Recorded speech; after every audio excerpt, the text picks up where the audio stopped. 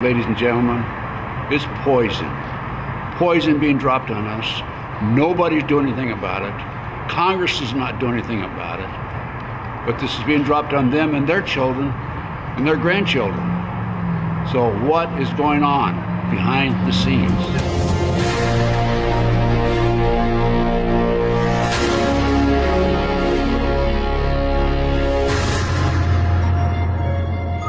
When I moved to the Pacific Northwest thinking I would find clean air and seeing these trails above that were blocking, in some cases, 60, 70, 80% of my solar uptake, clearly something was going on.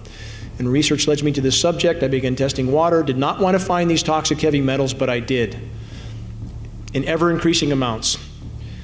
I'm in this fight because my children have no future if we don't stop this. And even if we stop this, we faced immense challenges, immense.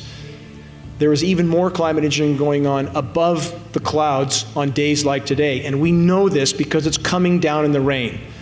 These particulates are so small, they enter right through the lung lining, go straight into the bloodstream, and adhere to your cell receptors like a plaque. Again, we are all getting dumber by the day. And that's why, again, I focus on this issue. If we can't think clearly, what challenges will we face? None. We will face none.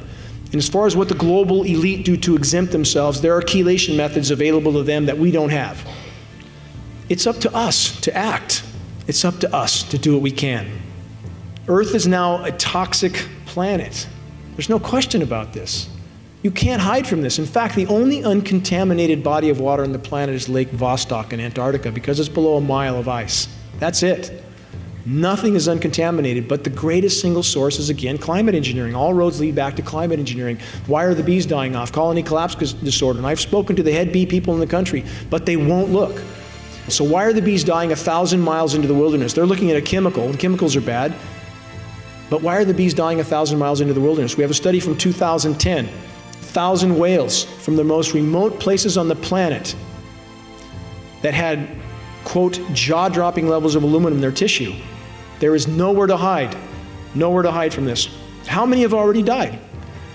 How many people have already died as a direct result of these programs? Respiratory mortality in the continental US from 2005 to 2010 went from 8th on the list of mortality to 3rd. That's an astronomical amount of people. How many people have asthma? Alzheimer's. By the way, the Alzheimer's Association about a month ago refused to sell me a $500 sponsorship for their event because they told me in no uncertain terms they did not want me talking about aluminum being connected to Alzheimer's. So we did a little research and found out that elements of the aluminum industry sponsor the Alzheimer's Association. We have, with the geoengineering, weather warfare. We know that cyclonic suppression is not only possible, but being done. This is hurricane suppression and hurricane augmentation. We saw Cyclone Haiyan last year in the Philippines cut a swath through that island nation, and now the US military is there under humanitarian pretext, but now they're setting up bases. Same thing happened in Pakistan. Same thing in Thailand. Thailand refused the US a military base that they told Thailand was for weather monitoring.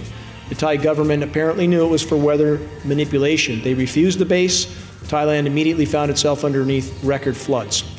So we know this is going on, and when you have climate engineering, you cannot separate that from biological warfare. You cannot. So we have a climate science community that is either clinically blind, in total denial, or lying for a paycheck. How can you have the largest scientific panel in human history, the IPCC, 2,000 climatologists, that cannot recognize this atrocity in our skies? How is that possible?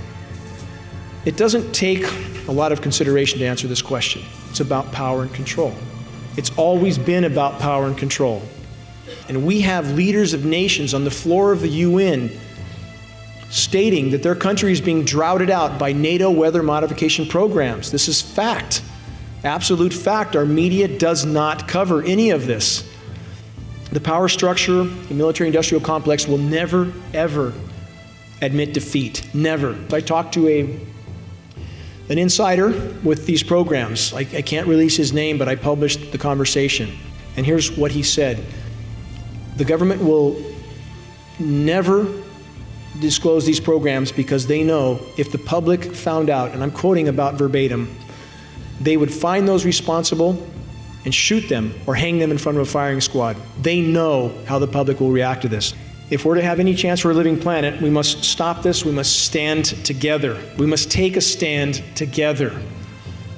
One of the most incredible men that I feel ever lived, Martin Luther King, said there comes a time when silence is betrayal.